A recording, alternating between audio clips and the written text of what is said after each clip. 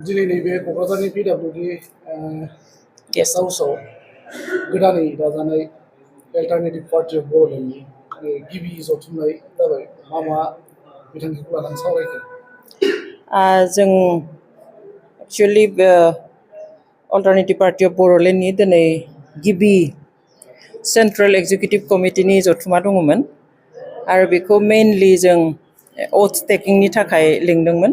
दाख्लै जायफ्रा बिबान मोनबाय कमिटिखौ फर्म खालामबाय बे कमिटिनि अथ टेकिं एबा सतबांसा लानाय जथुमामोन आरो माखासे जोंनि पार्टि स्ट्रेटेजिफोरखौ जों सावरायदों।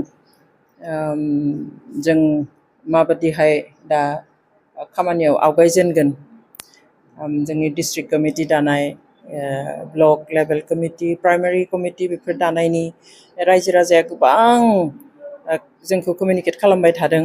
बेनि माबादिहाय जोंनि हान्जायाव थिसननायनि राहाफोरखौ लागोन बेफोरखौ जोङो दिनै गिबि जथुमायाव सावरायदों।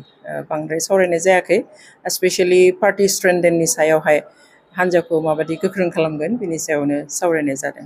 Thank you. डेफिनेटलि जों थांखि लादों 10 साननि मादाव डिस्ट्रिक्ट कमिटिफोरखौ दानाय जागोन।